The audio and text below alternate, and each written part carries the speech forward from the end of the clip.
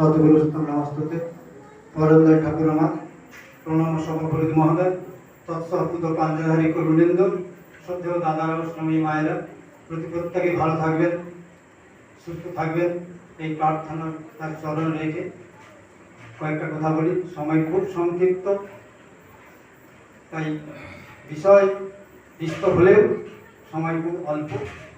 কারণ এই যে আজকের এই তর্পণের যে প্রাসঙ্গিকতা, প্রয়োজনীয়তা, এটাকে ব্যাখ্যা করতে গেলে বহু সময়ের ব্যাপার থাকে।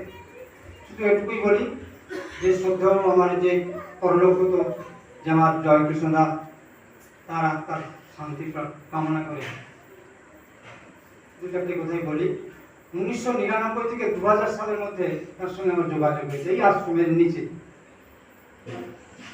তখন আমার এই যে শ্রদ্ধেয় দীনবন্ধু বাজারি দা, জয় দা, প্রাণরঞ্জন দা, বিলাস দা, অশোক দা এবং কৃষ্ণ দা, এইসব মানুষগুলো তখন খুঁটি করে 10-12 জন নিয়ে তখন আমাদের এই অধিবেশন হতো শনিবার। যাক, এখন সেটা বৃহস্পতিবার হয়েছে।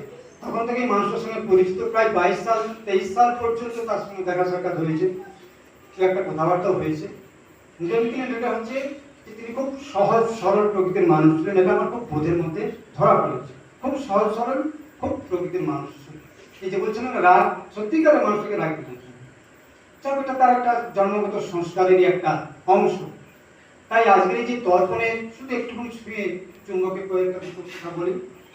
সেটা যে আজকের যে এই যে তর্পণের যে প্রাসঙ্গিকতা, এটা প্রতি পরিবারই হওয়া দরকার, খুব খুব দরকার। এটা ঠাকুরের খুব ইচ্ছা। কারণ হচ্ছে এই যে ঠাকুরের ইচ্ছা ছিল, সৎসঙ্গ আন্দোলনের মূল লক্ষ্য ছিল শুদ্ধ আত্মা নিয়ে আসা পৃথিবীতে। এই যে জয়দার মতো যে শুদ্ধ আত্মা, তার চরণে এখন স্থান পেয়েছে। এটা তোমরা দেখতে পাচ্ছি, বুঝতে পারছি, জানতে পারছি। ওই জলীয় বাষ্প, আমার অস্তিত্ব বলছে না, জলীয় বাষ্প জলটা যখন জলীয় বাষ্প হয়ে যায় তখন তাকে দেখা যায় না।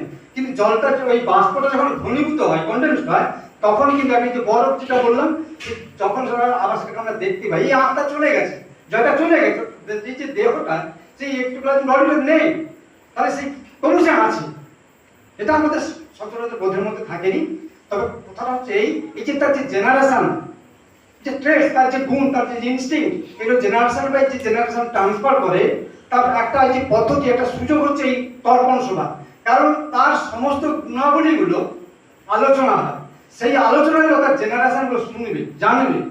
এবং ঠাকুর একটা জায়গায় বলেছেন যে এই যে পূর্বপুরুষের যে স্মৃতি, তাদের যে গুণাবলীগুলো তাদের কাছে গল্প করতে লাগে, গল্প করা লাগে। যে তোমার দাদু ছিল এইরকম, তোমার দিদিমা ছিল এইরকম। এই যে তাদের যে খারাপ গুণ ছিল, কিন্তু ভালো গুণগুলো তাদের সামনে তুলে ধরা। এই যে একটা মা আছে, একটা পুরুষের কাছ থেকে যে ভালো সন্তানকে আহ্বান করবে, পিতৃপুরুষের যে সংস্কারগুলো, সেগুলো যে আহ্বান করবে, ওই ধারাগুলো আস্তে আস্তে নিয়ে আসবে ওই মা। তাহলে অনেক বিস্তারিত ব্যাপার আছে। যাও, এই যে অনুষ্ঠানটা প্রতিটা পরিবারই হওয়া খুব দরকার। কারণ আজকে প্রত্যেকেই আমরা ছেলে মেয়েদের খুব নিয়ে চিন্তিত, উদ্বিগ্ন। তাই শুদ্ধ আত্মাকে আহ্বান করা এটা একটা পথ।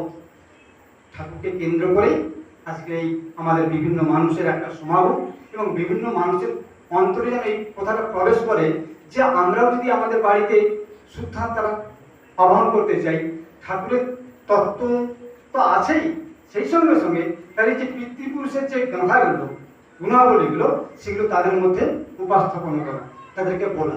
তাহলে কিন্তু এই যে আমাদের যে পুরুষের যে ধারাটা, রেতধারার মধ্যেই সমস্ত কিছু ট্রান্সফার করে জেনারেশন বাই জেনারেশন। তাহলে ওই রেতধারাটা, আজকে জয়দার মধ্যে যে রেতধারাটা এখনো আছে, হয়তো এখনো ইন করেছে কিনা বলতে পারছি, তবে আছে। ওই আত্মাটা যদি আবার ওই কোনো, ওই যে বলছে না, মৃত্যুকালে যে ভাব ধরে ছেড়ে ছুড়ি যায় জীবন, জন্মে আবার তার অনুষ্ঠানে ওইভাবে পথ পায়, যখন আবার কোনো কনজুগাল লাইফ, কোনো দাম্পত্য জীবন যখন ওইভাবে ভাবিত হয়, উপগতি হবে, তখন আবার কিন্তু ওই শুদ্ধ আত্মাগুলো আমাদের প্রতিটা পরিবারে এসে হাজির হবে। যেটা আজকে আমাদের প্রতি বাবা মায়ের কাছে একটা সন্তান সন্ততিকে নিয়ে একটা বিশাল প্রশ্নের জায়গায় আমরা দাঁড়িয়ে আছি। কেমন করে তাদের কাছ থেকে ভালো ব্যবহার করতে হবে। তাদের ভালো ব্যবহারের যুগ হচ্ছে এই অধিবেশনের মাধ্যমে, এই তর্পণ অনুষ্ঠানের মাধ্যম দিয়ে আমাদের সেই শুদ্ধাত্মাগুলোকে আমাদের পৃথিবীতে নামিয়ে আনতে। ঠাকুর বলছেন, বহু শুদ্ধাত্মা আমার চরণেতে, আমার কাছেতে জড়ো হয়ে আছে। এমন একটা জায়গা পাইনি, এমন একটা ক্ষেত্র পাচ্ছি, দেখতে পাচ্ছি, যেখানে সেই আত্মাগুলো আপনাদেরকে পাঠাবো।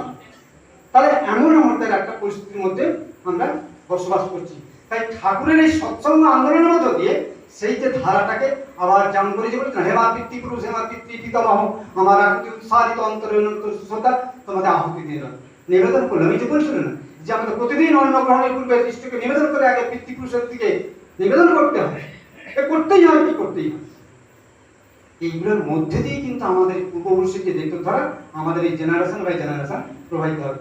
সবাই যেন আমরা এই অনুষ্ঠানটাকে নিয়ে একটু চিন্তা ভাবনা করি, প্রত্যেকের বাড়িতেই যদি আমরা সুন্দর প্রজন্মকে পৃথিবীতে আনতে পারি। সবাই ভালো থাকবে। জয় গুরু।